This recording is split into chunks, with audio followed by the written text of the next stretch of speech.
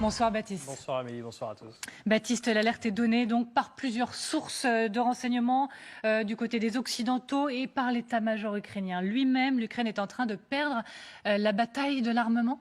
Oui, l'Ukraine a épuisé tout son armement. Alors on parle de munitions, par exemple pour les chars ukrainiens T-64, T-72, pour des systèmes anti-aériens S-300, pour des avions de chasse, ces Sukhoi 27, certains ont été abattus dès les premiers jours de l'invasion, ou pour des hélicoptères d'attaque Mi-24. L'Ukraine s'était déjà tournée assez rapidement vers les anciens pays de l'URSS, pays qui disposent de munitions similaires de fabrication russe ou soviétique, mais ces stocks sont désormais épuisés parce qu'on apprend notamment que l'armée ukrainienne utilise en ce moment chaque jour 5 000 à 6 000 obus d'artillerie. Alors Vadim Skibitsky, qui est chef adjoint du renseignement militaire ukrainien, le résume d'abord en 2 phrases. C'est une bataille d'artillerie désormais et nous la perdons. Il poursuit: l'Ukraine a une pièce d'artillerie pour 10 à 15 pièces d'artillerie russe. Et il conclut: maintenant, tout dépend de ce que les Occidentaux nous font parvenir. Mais on répète ici même que l'Occident dépense des milliards, Baptiste, pour l'armée ukrainienne et ça ne suffit pas.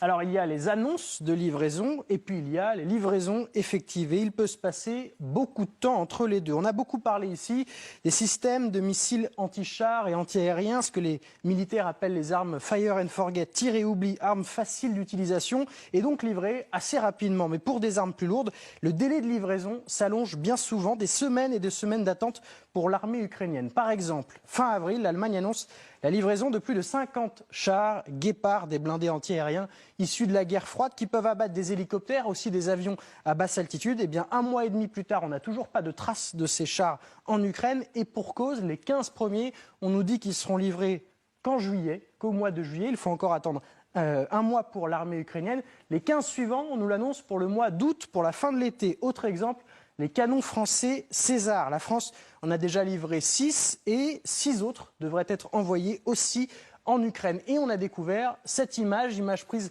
il y a 2 jours sur l'autoroute A8 en France en direction de Nice, où l'on découvre donc ces canons César qui sont remorqués par des camions, peut-être en direction ensuite de l'Ukraine, on ne sait jamais. Bon, comment expliquer ces délais ?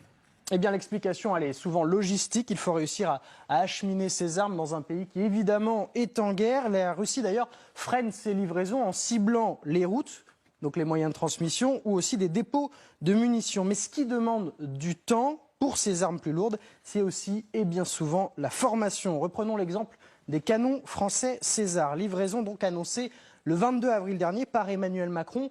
La première preuve de ces canons-là sur le terrain ukrainien est arrivée 1 mois après. Entre-temps, qu'est-ce qui s'est passé? 40 artilleurs ukrainiens sont venus en France pour apprendre à utiliser ces canons longue portée. C'était dans le Var, sur le camp de Canjuers, formation qui a duré au moins 2 semaines. L'autre exemple, ce sont les fameux lance-roquettes multiples américains HIMARS. Washington en a promis 4 pour l'instant, dans un premier temps, mais il s'agit de systèmes là aussi sophistiqués qui nécessitent une formation non pas de 2 semaines, mais de 3 semaines. C'est donc autant de temps qu'il va falloir attendre avant de les voir en action sur le terrain. D'ailleurs, Washington en promet 4 de plus si ça marche, si cette première salve porte ses fruits. Et puis il y a les armes dites plus simples qui arrivent avec un mode d'emploi, et vous l'avez dit Amélie, parfois avec des situations assez étonnantes. Par exemple, le New York Times qui raconte donc un sergent ukrainien s'est retrouvé à faire de la traduction sur son téléphone, sur l'application de Google, pour comprendre le fonctionnement d'un télémètre laser sur le terrain dans le feu de l'action. Et puis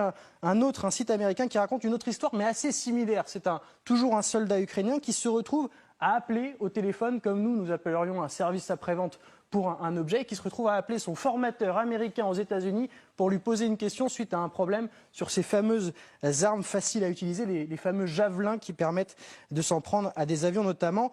Il était lui aussi à ce moment-là dans le feu de l'action. Merci beaucoup Baptiste pour les explications et merci aux équipes derrière ce travail comme tous les soirs.